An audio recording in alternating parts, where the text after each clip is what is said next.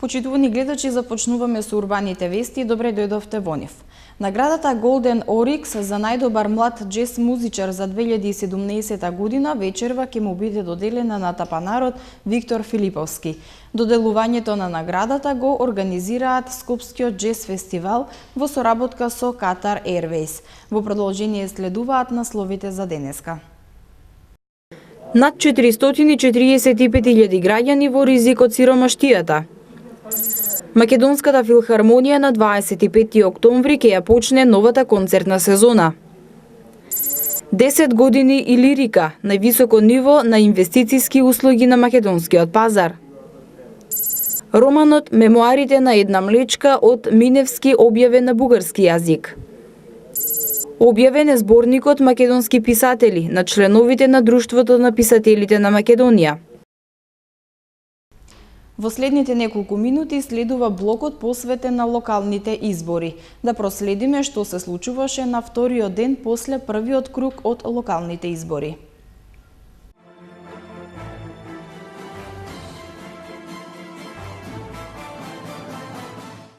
Четириесет и осум граѓани на денот на локалните избори поднеле приговори до Државната изборна комисија бидејќи ги немало во избирачкиот список и не можеле да гласаат. Иако ДИК постапила по овие приговори, граѓаните нема да може да гласаат ниту во вториот круг од локалните избори, имајќи предвид дека избирачкиот список е веќе заклучен. Еден гласач се жалел дека го немало во изводот од избирачкиот список, а го имало при електронската проверка преку веб-алатката на ДИК. Во однос на заштитата на избирачкото право на граѓаните, председателот на ДИК Александар Чичаковски информираше дека во изборниот законник постои одредена неконзистентност во однос на ова право. Тоа како што посочи тој се констатира и во извештајот на ОПСЕ и ОДИХР од претходните избори и се наведува дека представува неефикасен правен лек, бидејќи дури и ДИК да најде основност, не постојат правни средства за да може да биде интервенирано. Чичаковски потенцираше исто така дека избирачкиот список представува добра основа за спроведување кредибилни и фер избори и истиот е производ на постојна правна рамка и постојан степен на точност на податоците кои ДИК ги добива од Министерството за внатрешни работи, Управата за водење на матични книги, основните судови и други институции.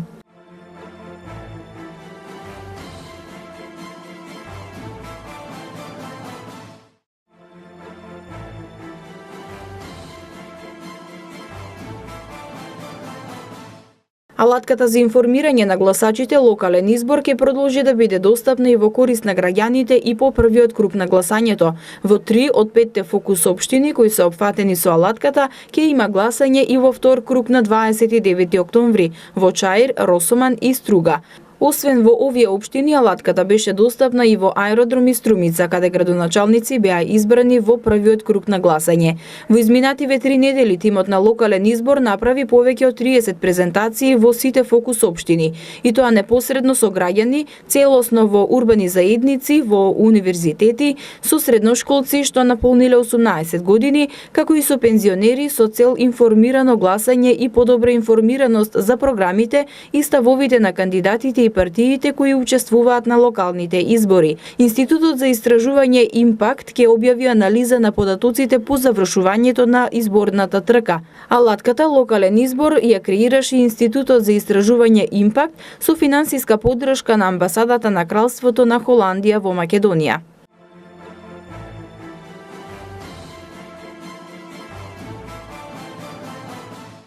Упатувам голема благодарност до нашите сограѓани кои што во првиот круг од овие локални избори излегува и ни ја дадоа поддршката. Тоа е доказ дека овие избори навистина граѓаните се определија за проекти кои што заедно во иднина ќе ги реализираме во конкретни дела. Исто така упатувам благодарност и за поддршката што ја добивме за Совет во општина Газибаба, а тоа пак е доказ дека проектите кои што ги планираме за следните 4 години, а кои што се некаде околу 471 проект за секое населено место и за секоја населба ќе биде реализирано. Затоа ве повикувам и на вториот круг, односно на 29 октомври, масовно да се излезе, да се даде поддршка за овие проекти со кои што заеднички верувам дека ќе направиме општина која што ќе биде со европски лик и општина која што ќе биде со многу подобри услови за живење за секој жител во општина Газибaba. Некој на моите колеги им дојавил дека примопредавањето на должноста треба да биде денеска во 13 часот и од тие причини моите колеги почнале да пакуваат тоа што се наоѓа во мојот кабинет неселективно, вклучувајќи пехари, благодарници, пијалок и така натаму, што значи дека апсолутно неселективно, затоа што јас таму имам мои лични предмети, имам благодарници на лично име и нормално дека треба се одвои што е на општината, што е на лично име, како и документи кои што сметам, односно мои лични документи, слики и се она што представува лични предмети, лични поклони, затоа што овде сум бил 8,5 години. Сите документи, се она што е битно за локалната самоуправа се наоѓа во архивата, а згора на тоа општина Карпош има електронска архива и ништо такво не може да се наоѓа кај градоначалникот на општина Карпош или кај било кој градоначалник во било која општина.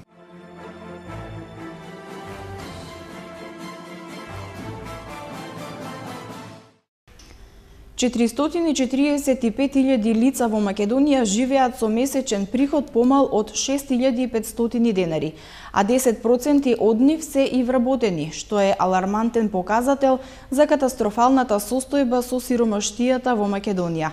Први на удар се многудетните семејства. Во Македонија 445.000 лица живеат во ризик од сиромаштија, односно со помалку од 6.500 денари месечно. 10% од нив се вработени, но исто така живеат во ризик од сиромаштија.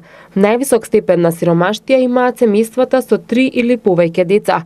Се тоа, како што вели професорката Маја Гировска-Митев од катедрата на Философскиот факултет при УКИМ, укажува на потребата од дефинирање на мерките на социјалната заштита и комбинирање со други мерки за помош на лицата кои живеат во ризик од сиромаштија, што како што истакна, има за цел и одбележувањето на меѓународниот ден за борба против сиромаштијата 17 октомври. Состојбите во Република Македонија говорат дека овој проблем на сиромаштија е прилично алармантен, иако податоците за 2016 се уште не се излезени, меѓутоа од она што претходно го имаме како податок говори дека 445.000 домаќинства, односно лица во Република Македонија живеат во ризик од сиромаштија.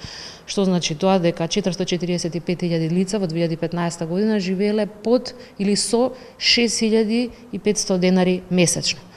Она што исто така како факт е важно да се напомене дека не само лицата кои што се невработени, туку исто така има 10% од лицата кои што се вработени, кои живеат во ризик од сиромаштија, односно земаат приходи пониска од оваа сума која што претходно ја истакнав. Од аспект на тип на домаќинства, најмногу се погодени домаќинствата со 3 и повеќе деца, кои што имаат околу 52% соочување со овој ризик од сиромаштија. Како една од мерките кои може да ги подобрат состојбите, смета таа е редефинирање на системот на социјална заштита, што ќе овозможи висината на основицата за социјална парична помош да биде поврзана со висината на минималната плата, но процентот да варира зависно од бројот на членови на семејството, но и комбинирање на права од социјална заштита и други права. Системот на социјална заштита мора да се редефинира во правец на поставување на клучните инструменти, тоа значи социјалната парична помош која што е наменета токму за овие ранливи категории на ниво или на висина која што ќе обезбедува адекватен животен стандард, кои што ќе бидат придружени со адекватни социјални услуги за да може да излезат овие лица од ризик од сиромаштија. По повод 17 октомври, светскиот ден за борба против сиромаштијата, на 5 локации во Скопје се поставени штандови за донирање на храна. Целта на оваа акција е да се поттикне солидарноста и да се подигне јавната свест за донирање храна на оние на кои што таа им е најпотребна. Екипата на МТМ посети еден од штандовите. На 5 локации во Скопје денеска започна акцијата за донирање на храна Нахрани 1000 по повод 17 октомври, светскиот ден за борба против сиромаштијата. Штандови за донирање на храна беа поставени на плоштадот Македонија, пред Скопје Сити Мол, кај Плей кафе, пред Верово аеродром, пред Домот на градежници и пред Тинексот во Ѓорче Петров. На штандовите се донираше храна која е наменета за бездомниците и за сите загрозени семејства. Целта на оваа акција е да се поттикне солидарноста и да се подигне јавната свест за донирање храна на оние на кои што таа им е најпотребна. Организатори на настанот се граѓанската иницијатива Мрдни со прст, Црвениот крст на град Скопје, организацијата Ајде Македонија, Сдруженијето на граѓани за помош на бездомници и загрозени семејства Љубезност, Сојузот на извидници и организацијата Адра. Како што информираат организаторите, заинтересираноста за акцијата е голема, така што во акцијата беше вклучено комбе кое ги посети компаниите во Скопје, бидејќи бизнис секторот пројавил интерес за акцијата. Ние повеќе организации се организиравме да направиме најмасовната акција за донирање на храна во Македонија досега. Ова е само да кажеме нека пробна, но би сакале понатака да направиме поголеми акции и да направиме еден систем во кој би се донирала храната понатака во Македонија. Тоа што очекуваме е нормално слоган како што вели нахрани 1000, но со оглед на интересот на граѓаните мислиме дека ќе ги надминеме тие бројки. Тоа што е иновативно оваа година е што имаме дополнително комбе кое што оди по сите компании кои што се пријавени, навистина има интерес и од тие компании кои што се производители на храна, но тие што се надвор од тоа. Денеска сте дел од хуманитарната акција за донација на храна, дали прв пат учествувате во ваква акција? Во точно ваква акција, баш за донација на храна, ова е нашиот прв пат како учествуваме, меѓутоа сме учествувале во многу слични настани кои имаат општествено корисна нишка, да речеме, и кои придонесуваат кон напредување на општеството. Многу ни е мило што можеме да помогнеме на некој начин, макар и со толку мала донација. На 25 октомври започнува новата концертна сезона на Македонската филхармонија со концерт символично насловен Нов почеток. Солист на концертот ќе биде пијанистот Дино Имери, а оркестарот ќе го води Боријан Цанев. Македонската филхармонија на 25 октомври ќе ја почне сезоната 2017-2018 година со концерт символично насловен Нов почеток. Солист ќе биде пијанистот Дино Имери, оркестарот ќе го води Боријан Цанев, а на програмата ќе бидат делови од Чајковски, Распиги и Рихард Штраус. Веде директорот на филхармонијата Виктор Илиевски на пресконференција рече дека од назначувањето на функцијата во јули се соочил со многу предизвици, од кои најважен му бил да ги обезбеди техничко-правните процедури, кои се во завршна фаза и ќе бидат исполнети до 25 октомври. Објектот на филхармонијата беше отворен со концерт на 21 мај, но без технички прием. Поради доцнењето со отворањето, испуштени се некои планирани гостувања, како што беше претходно најавеното на виолинистот Роман Симовиц.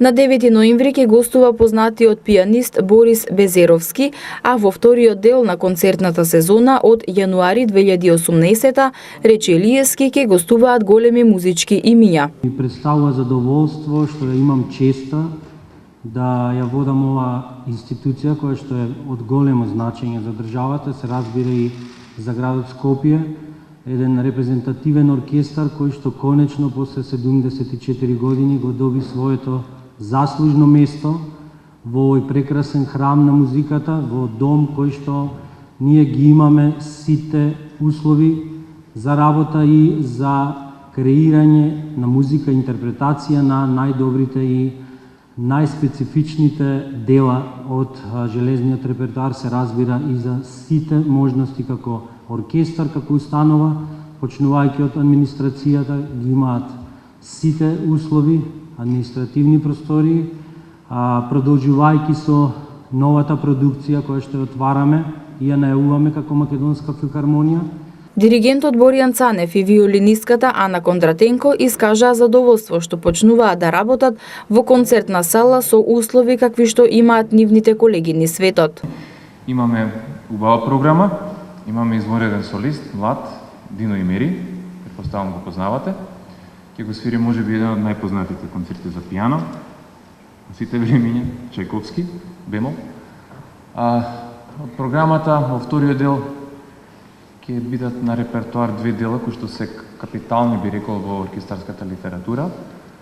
Оторино Респиги, Фонтане ди Рома, римски фонтани, кои што изобилува со бои, со многу убави, различни структурни елементи во музички смисол.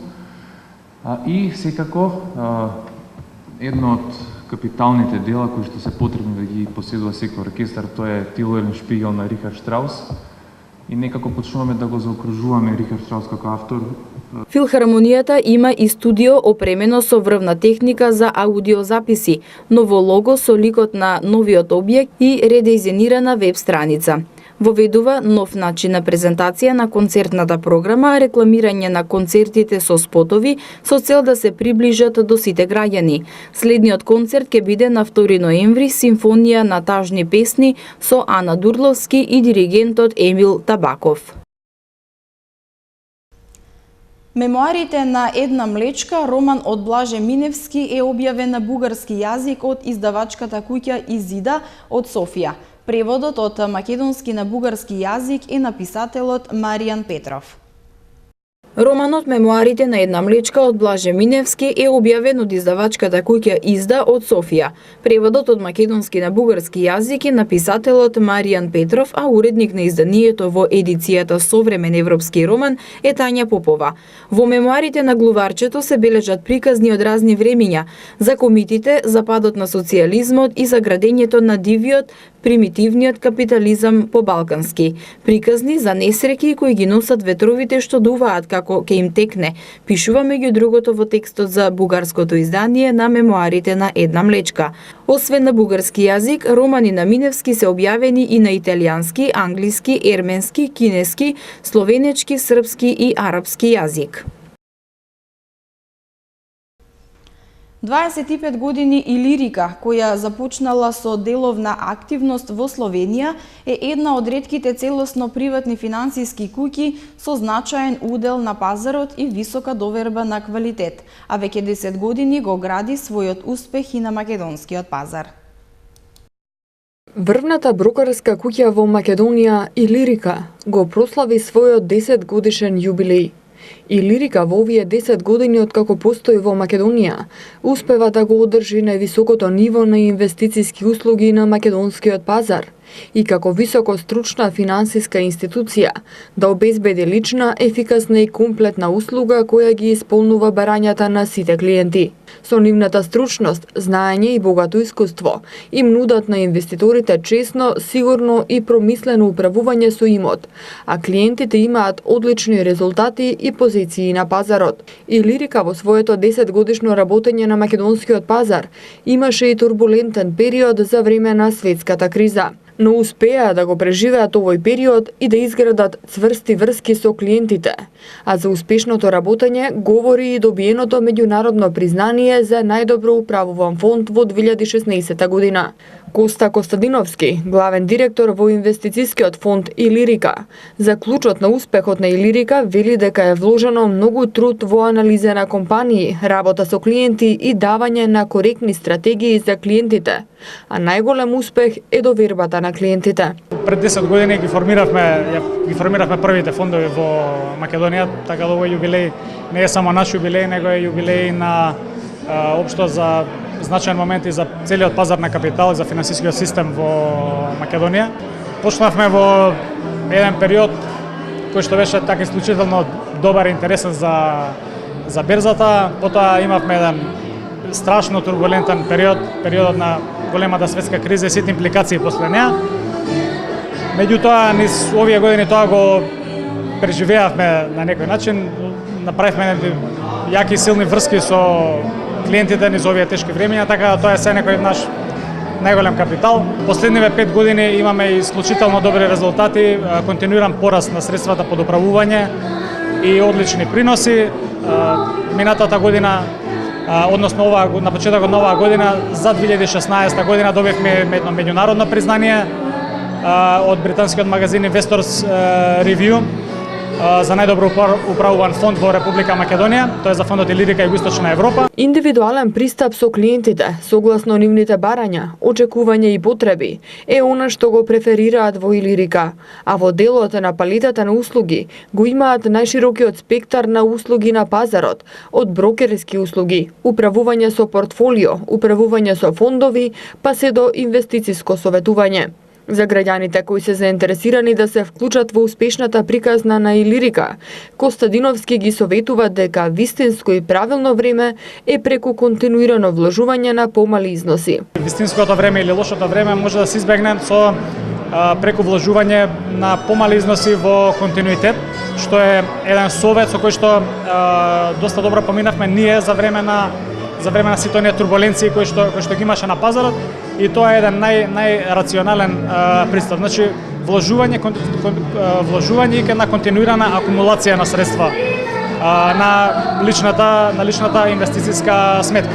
За годините кои следуваат, главниот директор на инвестицискиот фонд Илирика вели дека очекуваат поизразено продолжување на позитивните трендови кај инвестициските фондови, во смисла на довербата од страна на клиентите изразена преку зголемувањето на имотите под управување, како и понатамошни либерализации на пазарот во смисла на можностите за вложување на странските пазари за индивидуалните клиенти, како и нови услуги за клиентите, како што е проектот на кој се работи, а треба да се реализира следната недела. Станува збор за проект за поврзување на инвестициските фондови со животното осигурување. По повод јубилејот 70 години од формирањето на Македонската писателска асоциација излезе отпечат зборникот Македонски писатели. Публикацијата ги представува сите генерации македонски автори од основоположниците на Друштвото на писателите Блаже Коневски, Славко Јаневски и Ацо Шопов до најмладите писатели во Македонија. Под наслов Македонски писатели, деновиве излезе отпечат биобиблиографски зборник на членовите на Друштво на писатели на Македонија, а по повод јубилејот 70 години од формирањето на Македонската писателска асоциација. Публикацијата на ДПМ со исцрпни биобиблиографски предлози, прилози и со фотографии ги представува сите генерации македонски автори, од основоположниците на Друштвото на писателите Блаже Коневски, Славко Јаневски и Ацо Шопов до најмладите представници на македонската книжевна сцена.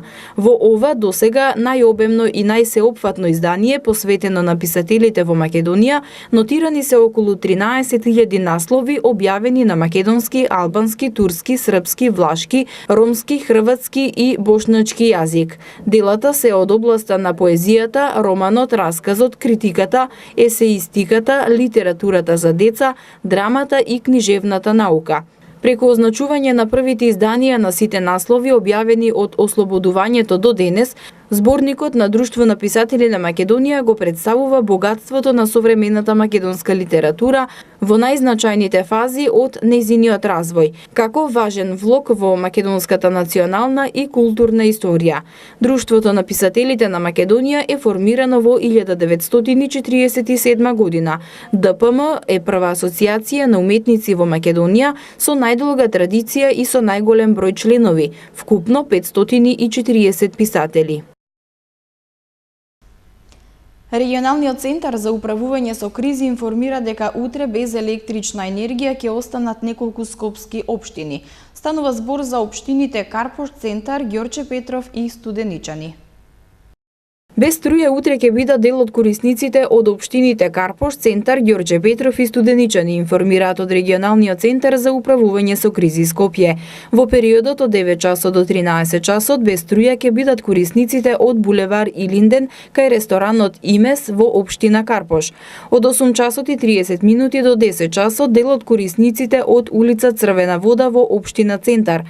Од 12 часот и 30 минути до 15 часот корисниците од улица Крсто Раковски, улица Лука Геров, улица Црногорска од број 2 до број 18, а во периодот од 10 до 14 часот и 30 минути корисниците од улица Антон Кацкаров. Од Регионалниот центар за управување со кризи Скопје информира дека утре од 9 до 12 часот без струја ќе останат и корисниците од село Батинци во општина Студеничани. За утре не очекува сончево и топло време со мала до умерена облачност и со слаб до умерен јужен ветер. Следуваат температурите од Матама Метеа.